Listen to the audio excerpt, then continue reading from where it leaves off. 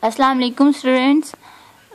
Today we are going to learn next poet of Masters Part 1, that is John Donne biographical sketch.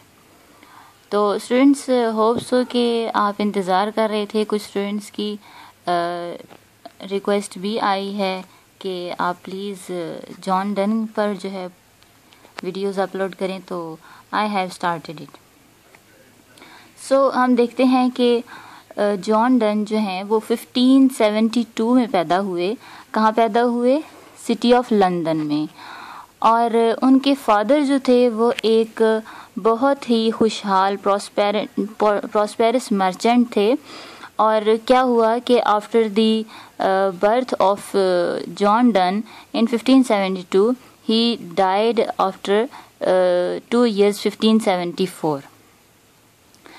फिर हम देखते हैं कि mother उनकी जो हैं वो उनका नाम है एलिज़ाबेथ हेवुड, ठीक है. और वो डॉटर हैं किसकी? जॉन हेवुड की, जो कि एक एपिग्रामेटिस्ट हैं और प्ले राइट हैं, ठीक है. नामी ग्रामी इंसान थे वो भी.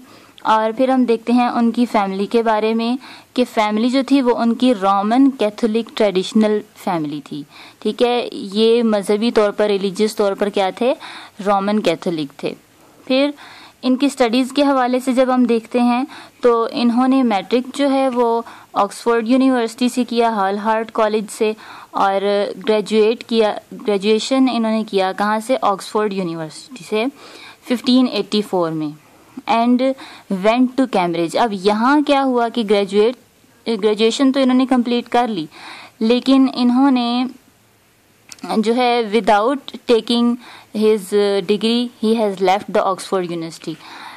किस लिए उन्होंने किया था? इसकी वजह ये थी कि वहाँ पर कोई ओथ लिया जाता था एक सुप्रीमेसी का, कि and it was impossible for a Roman Catholic to take the oath of supremacy required for graduation, ठीक है. ग्रेजुएशन की डिग्री लेने के लिए वो एक ओथ जो है लेना पड़ता था, जो कि रोमन कैथोलिक नहीं लिया करते थे.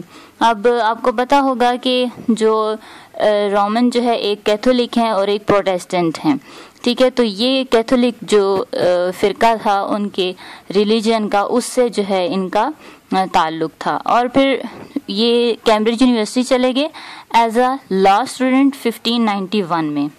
1591 में ये वहाँ चले गए और वहाँ उन्होंने क्या किया? बड़े मज़े से रहे. लिव्ड गेली, रीड वेरेशियसली कैसे? कि दिल लगा कर, जम कर पढ़ना, ठीक है. यानी खूब इंजॉय भी किया इन्होंने वहाँ और खूब स्टडीज़ भी की. और फिर वो वहाँ पर एक ग्रेट विजिटर ऑफ लेडीज़ के नाम से जाने जाते थे, कि लेडीज़ में भी इनका बहुत ज़्यादा इंटरेस्ट था. फिर उसके बाद हम देखते हैं कि great visitor of conceited verses, ठीक है. कंसीटेड वर्सेस हम इनकी पढ़ेंगे.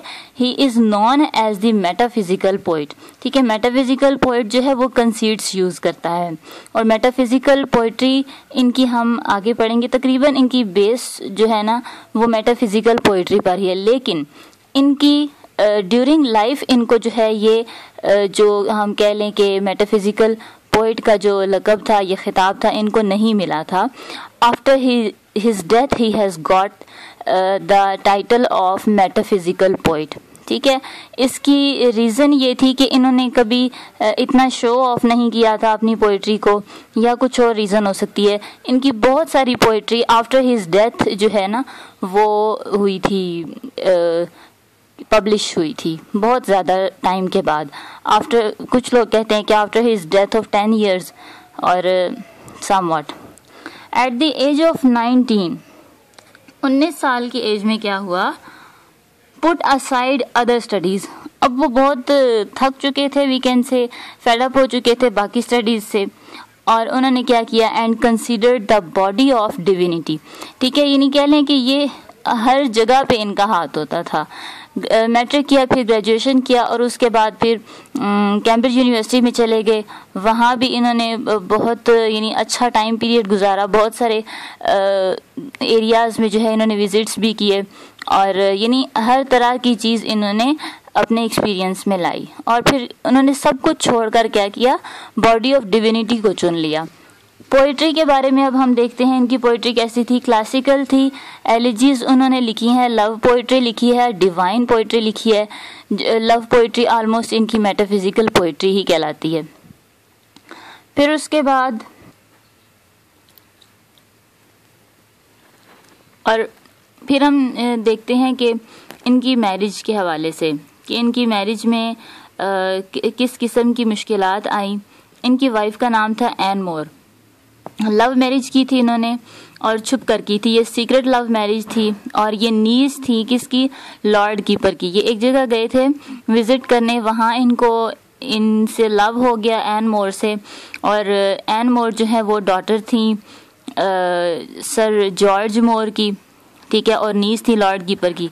और क्या हुआ कि इन्होंने ये बहुत बड़ी गलती की एन मोर से शादी करके। अब एन मोर से शादी करके इनके साथ क्या हुआ कि ruined his chances of diplomatic career। उनका जो डिप्लोमेटिक कैरियर था वो कम्प्लीटली डूब गया, ख़त्म हो गया। फिर इनको इम्प्रिजन कर दिया गया, कैद में डाल दिया गया ऑन रिलीज़। और फिर जब उनको रिलीज़ किया गया वहाँ से तो he was without employment and a wife who was also without of dowry. इनके फादर ने भी इनको डोवरी नहीं दी। डोवरी में अब ज़रूरी नहीं है कि घर का सामान ही हो, वो हम कह सकते हैं कि बैंक बैलेंस हो सकता है या गोल्ड या कुछ इस तरह की चीज़ें, ठीक है, करेंसी वगैरह कुछ भी हो सकता है। और फिर जो इन्होंने उस टाइम पीरियड में उन्होंने अपने फादर की जो पैट्रीमनी क्या होता है कि उनकी जो वालिद की जो जायदाद थी उसको स्पेंड किया, यूज़ किया। और उसी टाइम पीरियड में रॉट विटिली टू हिज वाइफ, अपनी वाइफ के लिए उन्होंने क्या लिखा, एक पोएम में लिखा था John Donne and done undone. बहुत ही खूबसूरत फिक्रा है, बहुत ही नाइस है, आई लाइक दैट वर्स। अच्छा, नेक्स्ट हम देखते हैं एंड ऑफ फाइनेंशियल वरीज इनकी कैसी थी, ठीक है, किस टाइम पीरियड में आके। बीच में इन्होंने बहुत सारे एक टाइम जब इन्होंने स्पेंड किया वरीज में और फाइनेंशियल जो इनके थे मामला, तो उस हवाले से देखें तो इनको एक तो सबसे बड़ा जो लॉस था वो इनका फाइनेंशियल लॉस हुआ था, जिसकी वजह से उनकी एम्प्लॉयमेंट भी नहीं थी और कुछ भी नहीं कर पा रहे थे वो।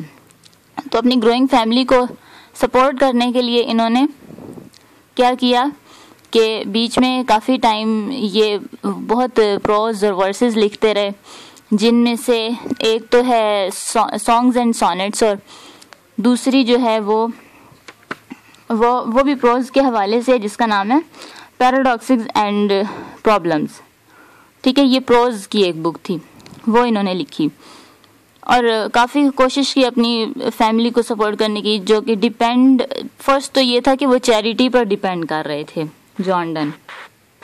और फिर स्ट्रगल इन्होंने बहुत ज़्यादा किया to support his growing family, अपनी ग्रोइंग फैमिली को सपोर्ट करने की बहुत कोशिश कर रहे थे। और his wife had bore him 12 children but 7 जो है उनमें से सर्वाइव कर सके बच्चे उनके। और जो वाइफ थी इनकी बहुत ही जल्दी टाइम में यानी प्रीमेच्योर जो है डेथ हुई थी उनकी। और फिर हुआ ये था कि उनकी लाइफ में सर जॉर्ज मोर जो थे एन मोर के फादर रिलेंटेड ओवर डोवरी, और फिर उन्होंने जो है तरस खाया और उनको जो है डोवरी दे दी। और फिर क्या हुआ, इनकी वाइफ जो है वो एक प्रीमेच्योर एज में ही 16-17 में उनकी डेथ हो गई। फिर डेथ जॉन की अपनी कैसे हुई थी। जॉन की जो डेथ थी वो काफ़ी ज़्यादा सेटिस्फाइड थे। किस हवाले से, जॉन डन जो है वो सेटिस्फाइड थे एज अ चर्च मैन, ठीक है, वो चर्च मैन उनको अपॉइंट किया गया। यानी ये उनकी लाइफ का जो कह सकते हैं कि लास्ट टाइम पीरियड था। सारी लाइफ तो उन्होंने इस तरह से गुजारी है और churchman as a churchman, फिर उसी में जो डिविनिटी में जो है ना 19 ईयर्स की एज में जब हम यहाँ देखते हैं कि वो बॉडी ऑफ डिविनिटी को बहुत अच्छी तरह से कंसीडर कर चुके हैं कि ऑल इज़ फॉर गॉड, यानी कि जो कुछ भी है वो अल्लाह ताला का ही दिया हुआ है और उसी के लिए। जिसकी वजह से बीच में फाइनेंशियल जो क्राइसिस थे इनके उस टाइम पीरियड में बहुत से लोगों ने इनको बहुत कुछ करने के लिए कहा, लेकिन उन्होंने किसी के भी आगे घुटने नहीं टेके और यानी हम कह सकते हैं कि एक सफ़ेद पोश इंसान की तरह वो ज़िंदगी गुजारते रहे। और फिर इनको अपॉइंट किया गया as a reader in divinity 1616 में। पहले चर्चमैन वो सिलेक्ट हुए और फिर उसके बाद 1616 में उनको एज ए रीडर अपॉइंट कर लिया गया। और फिर उसके बाद 1619 में वो गए थे, एक जर्मन प्रिंस थे उनके पास गए थे।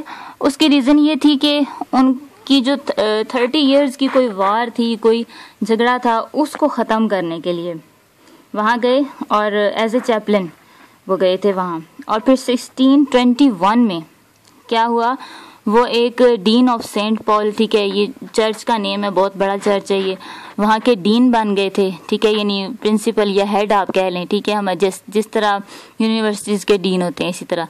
फिर 1630 में ये बिशप बन गए, एज अ बिशप इन्होंने वहाँ पे काफ़ी ज़्यादा अपनी कह लें कि सर्विसेज दी थी। और जो जॉन हैं ये बहुत ज़्यादा सेटिस्फाइड भी थे, अपनी बहुत खुशी से जो है ना अपनी ड्यूटीज़ परफॉर्म कर रहे थे।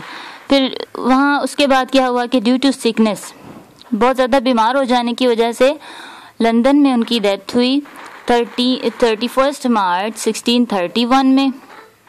और इनको वहीं पर जो है दफनाया भी गया, उसी चर्च में। कहाँ पे? सेंट पॉल में, ब्यूरिड इन सेंट पॉल, वहीं पर जो है इनका उनका जो मोनूमेंट है वो स्टिल स्टैंड है वहाँ पर। तो ये थी एक छोटी सी बायोग्राफी, शॉर्टकट मैंने आपको बताया, बुक्स में होती हैं लेकिन वो काफ़ी ज़्यादा लेंथ में होती हैं और इतनी ज़्यादा हमें ज़रूरत नहीं होती है।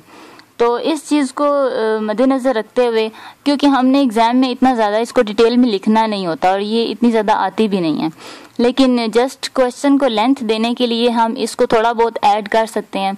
और वो भी इस वजह से कि किसी भी पोइट की या किसी भी राइटर की जो पोइट्री है या जिसको कोई भी वर्क है, चाहे वो नॉवल है या प्ले है, कुछ भी है, वो उसकी लाइफ को जो है ना रिप्रेजेंट कर रहा होता है। तो इसलिए हमें पोइट को या किसी भी राइटर को पढ़ने के लिए, उसके वर्क को समझने के लिए, उसकी लाइफ की जो बायोग्राफी है उसको समझना बहुत ज़्यादा ज़रूरी होता है, क्योंकि इम्पैक्ट उसका सारा उसके वर्क पर ही होता है। तो ये थी हमारी छोटी सी जॉन डन की बायोग्राफिकल स्केच था। होप सो कि आपको लेक्चर पसंद आया होगा। अगर पसंद आया है तो लाइक करें, सब्सक्राइब करें और शेयर करें। और मिलते हैं इसके बाद नेक्स्ट लेक्चर के साथ। इनकी फर्स्ट पोएम हम पढ़ेंगे, the good morrow. Thank you so much. अल्लाह हाफिज़।